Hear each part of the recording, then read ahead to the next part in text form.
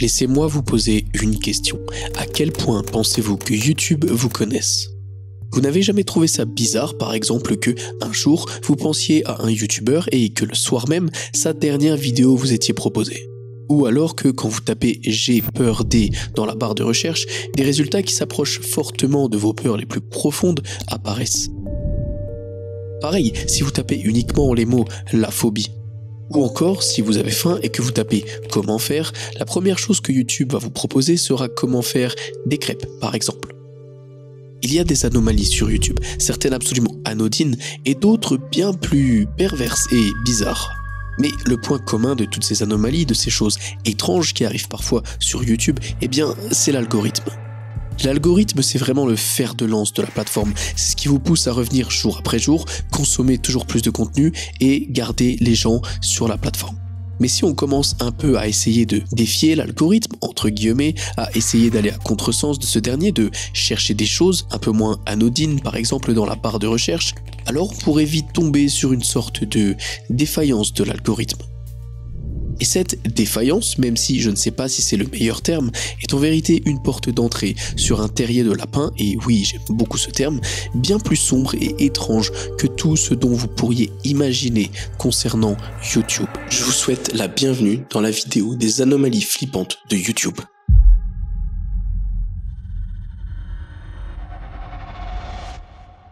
Ah oui, et désolé, je suis malade, j'ai la voix qui est cassée, alors je vous souhaite quand même une bonne vidéo. Merci de votre soutien. Alors il faut savoir que l'algorithme n'a pas toujours été si performant qu'il l'est de nos jours. Quand Google a racheté YouTube en 2006, c'était le chaos total. On y retrouvait par exemple une page d'accueil, et sur cette page d'accueil, une sélection de vidéos, sélectionnées manuellement, mises en avant par le nombre de vues qu'elles faisaient. Et c'est tout. Chaque personne qui se connectait à YouTube donc voyait exactement les mêmes vidéos, dans le même ordre, et il n'y avait rien de personnalisé. La seule partie légèrement unique était un tout petit encadré sur la droite avec marqué « vidéo similaire ».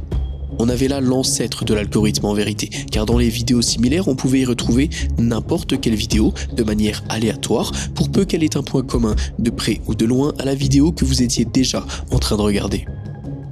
Et c'est précisément là, en 2008, qu'on va trouver notre toute première anomalie. Le 20 avril 2008 pour être exact. Une vidéo va commencer à être mise en avant en masse dans la partie vidéo similaire sur la droite. Une vidéo qui pourtant n'avait rien de similaire avec toutes les autres que vous auriez pu regarder à cette époque. Je vous présente Mort de garde.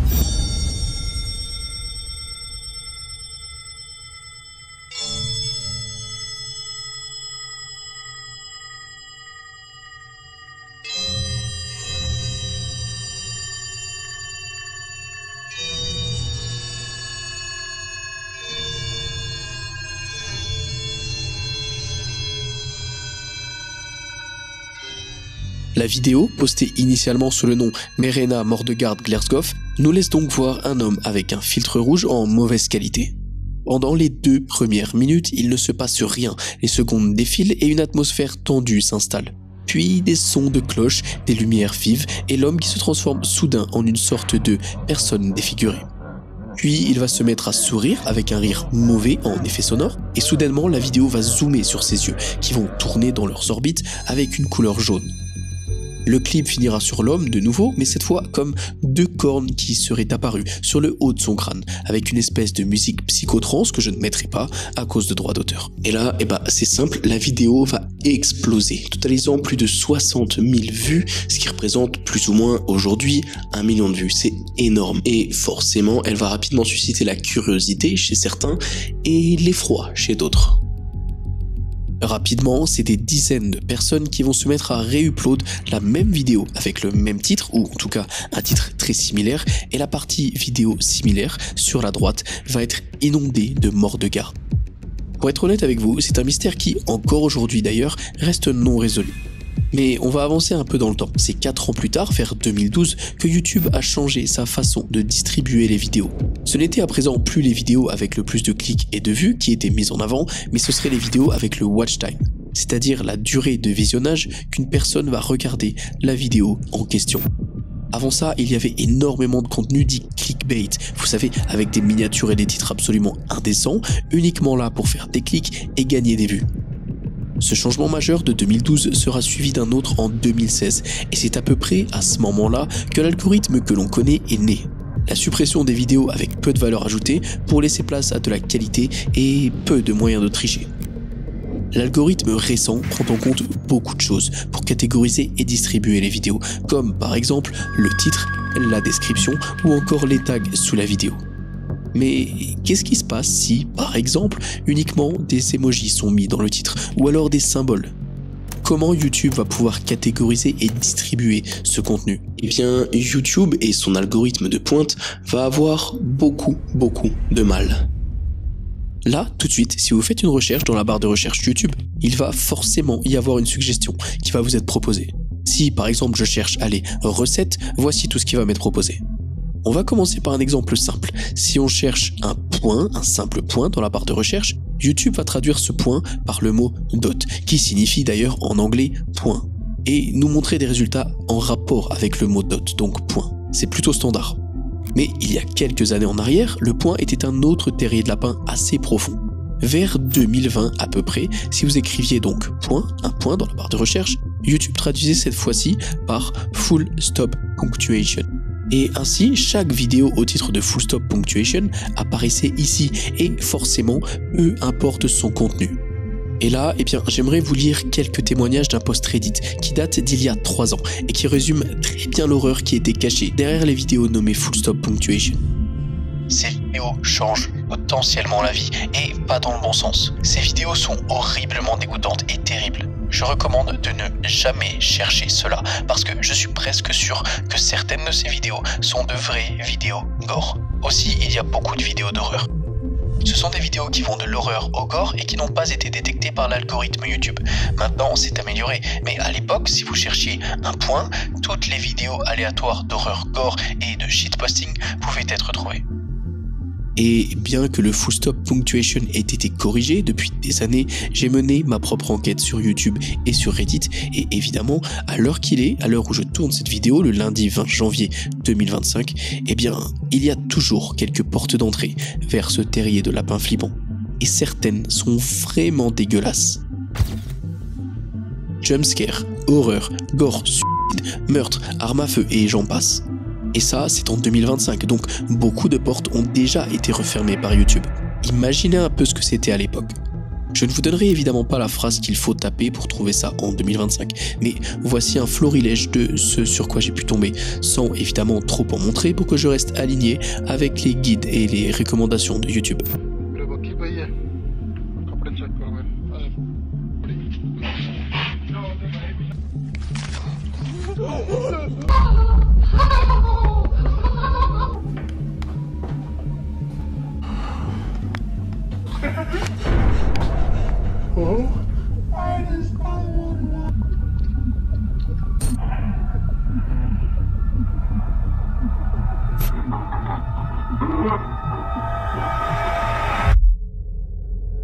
Une autre phrase qui fonctionne encore en 2025, c'est celle-ci en langue arabe. La traduction dit, et excusez-moi si je suis approximatif, une femme disant être Marie était mariée au Messie. Encore du gore, des miniatures bizarres et j'en passe. Il y a beaucoup de shitposts aussi, et des gens qui s'amusent juste à surfer sur la phrase sans vraiment rien poster de pertinent.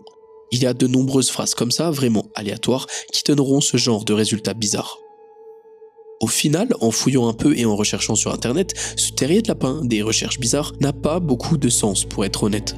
L'unique but serait, je pense, de choquer en détournant les barrières imposées par YouTube, en mettant du contenu gore, dérangeant et absolument inapproprié pour la plateforme.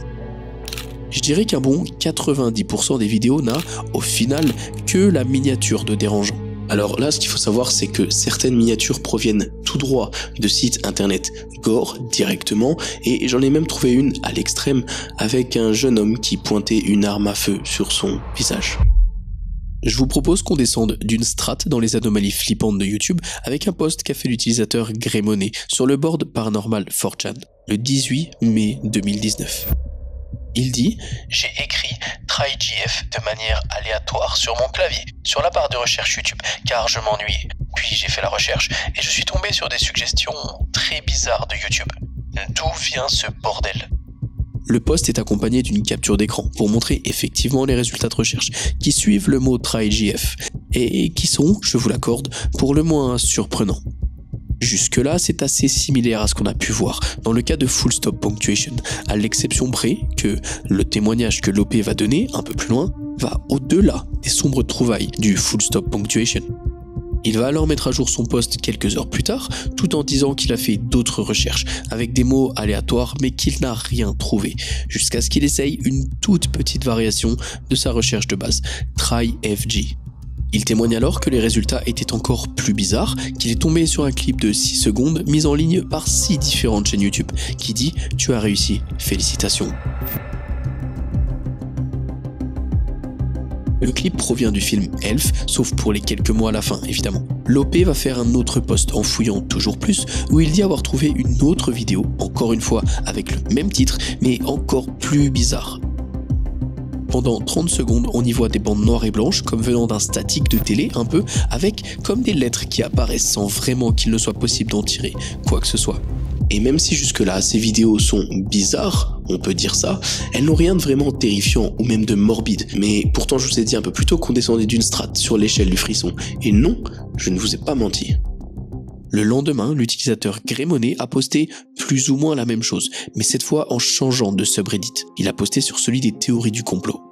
Son post était similaire, mais avec beaucoup plus de détails. Greymoney explique cette fois qu'en s'enfonçant dans ce terrier de lapin, il est tombé sur des vidéos de cannibalisme. Une personne qui était en train de coudre la moitié d'un chat avec la moitié d'un chien, des asticots sortant des yeux d'un enfant, et d'autres vidéos avec des gens qui perdent la vie. Et là, il y a un problème qui est arrivé. C'est que des dizaines d'utilisateurs 4chan ont essayé de répliquer les recherches de Greymoney, le posteur original, mais ils n'ont jamais réussi à parvenir au même résultat de recherche que lui. Et même si c'est vrai qu'il y a des vidéos étranges, comme par exemple celle-là où on peut voir un corps dans une baignoire, il n'y a pas eu tout ce qu'il a dit plus tôt. Mais là, un problème se pose. Tous les liens qu'a posté Greymoney sont des vidéos en non répertoriés. Et une vidéo en non répertoriée sur YouTube ne peut pas être découverte grâce à la barre de recherche, c'est impossible. Il semblerait donc que son post ne soit au final pas si hasardeux qu'il essaie de le faire croire. Et après une enquête de la part d'autres membres du forum 4chan, il se pourrait fortement que ce soit en vérité un ARG. Mais maintenant, si on essaie de faire des corrélations un petit peu sur les dates, on va pouvoir noter un truc intéressant. Le potentiel ARG de Greymoney, donc que je viens de vous parler, date de 2018 et les premiers cas de dérive du Full Stop Punctuation, eux, datent de 2020, donc 2 années plus tard. Quelque part, est-ce qu'il n'est pas possible et fort probable que cet ARG et son créateur, Greymoney, soient ceux qui auraient ouvert toutes ces portes d'entrée vis-à-vis des dérives et abus algorithmiques de YouTube? Eh bien les amis, il y a un autre type d'anomalie que j'ai vraiment envie de parler avec vous sur YouTube, c'est celui qui est lié aux publicités. Vous connaissez tous les pubs sur YouTube, il y en a qui sont absolument normales, mais il y en a certaines qui sont bien plus dérangeantes et intrusives. Imaginez un petit peu, vous êtes dans votre lit en train de regarder YouTube, peut-être même ma vidéo, bien tranquillement. Quand soudain, la vidéo se coupe et une publicité se lance. C'est YouTube donc c'est classique, sauf que cette fois la pub a quelque chose de différent.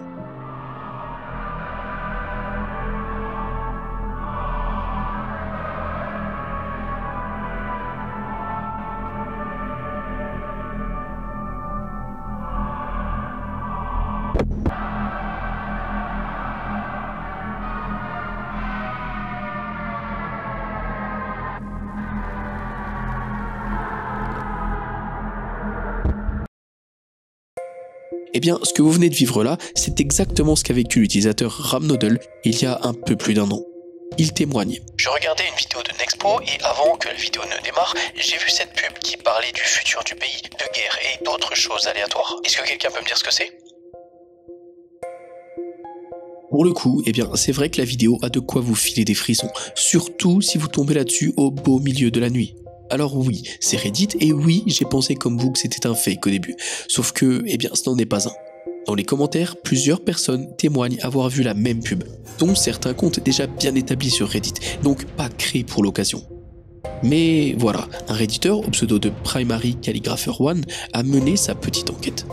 En fouillant sur l'historique de son compte Google et YouTube, il a réussi à remonter les indices jusqu'à trouver qui était à l'origine de cette publicité, qui était en train de faire flipper de plus en plus de gens. Et Et voilà, ce serait une sorte de projet d'art d'horreur analogue créé par les personnes derrière Gloomy Texan Median, du nom de Tuesday Tapes. Les pubs qui ont donc vraiment été diffusées à cette période auraient servi à faire connaître le projet, tout simplement. Le projet qui, au passage, semble très cool, parlerait d'individus qui seraient stalkés, donc un peu comme observés, surveillés par une organisation du nom de Latent World Program. Et même si, au final, plus de peur que de mal est arrivé à cet utilisateur Reddit, la prochaine anomalie descend encore un peu sur l'échelle du frisson, une fois de plus. Ça a commencé par une personne au Mexique du nom de Raúl Navarrete qui a fait un post Facebook plus qu'inquiétant. Il a posté une photo que je vais vous montrer dans un instant et un message avec. Il dit: Regardez des vidéos YouTube via ma Smart TV quand soudain une publicité apparaît, comme cela arrive tout le temps sur YouTube.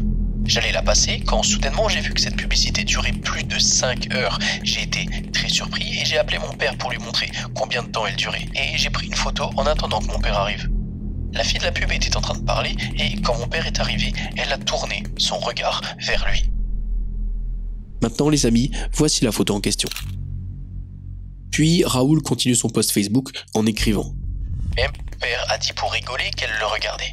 Mon père et moi nous sommes mis devant la télévision, la fille a arrêté de parler et nous avons senti comme si elle nous regardait tous les deux. C'était une simple publicité sur YouTube, il était donc impossible qu'elle puisse nous voir. Nous nous sommes donc moqués d'elle de la façon dont elle avait l'air stupide, entre guillemets, et la fille s'est remise à parler. Mais soudainement, elle s'est approchée de l'écran et on a commencé à se sentir très inconfortable. Imaginez un peu la scène, vous êtes devant YouTube quand une pub se lance qui fait 5 heures. Il y a une fille qui parle, vous appelez votre père et la fille se met à le regarder. Puis soudain vous vous moquez d'elle, un peu en quête de validation que tout ceci n'est qu'un hasard, et elle s'approche soudainement de la caméra. Et la suite du post va venir amener une toute autre dimension à l'histoire de Raoul. Il trouvait qu'elle ne nous regardait pas et il a dit le mot Changa plusieurs fois et c'est ainsi que l'impensable s'est produit. Cette fille asiatique a répondu Changa. À ce moment-là, nous avons eu peur et j'ai pris la télécommande pour passer la pub. Changa, si j'ai bien compris, ça veut dire singe, mais plutôt dans le sens mimiquer quelque chose, le copier, un peu en disant ça de manière à embêter la personne. Évidemment, un tel post Facebook a explosé et à l'époque, des dizaines de milliers de réactions, plus de 6000 commentaires et des avis en veux-tu, en voilà. La suspicion principale, si tant est que Raoul ait été honnête avec son histoire, c'est que sa Smart TV et son compte YouTube auraient été piratés et que quelqu'un se serait simplement amusé à leur faire peur. Et en fouillant un peu sur internet, ce genre d'anomalies avec les pubs YouTube sont plutôt fréquentes. La plus récente en date que j'ai trouvée, c'est celle d'un utilisateur Reddit qui témoigne sur le subreddit Tech Support, donc absolument pas un subreddit paranormal ou quoi que ce soit, la chose suivante. En regardant YouTube sur ma Smart TV, j'ai entendu des bruits de rire en arrière-plan de la vidéo elle-même. Ensuite, un logo T a clignoté 2 fois en bas de l'écran. Le pirate informatique a ensuite prononcé mon nom. J'espère que la vidéo vous aura plu, je vous mets le lien juste ici de ma dernière, elle parle des horreurs sur YouTube Kids 2, et je vous laisse commenter Anomalie si vous avez regardé la vidéo jusque là. Bonne soirée, ciao.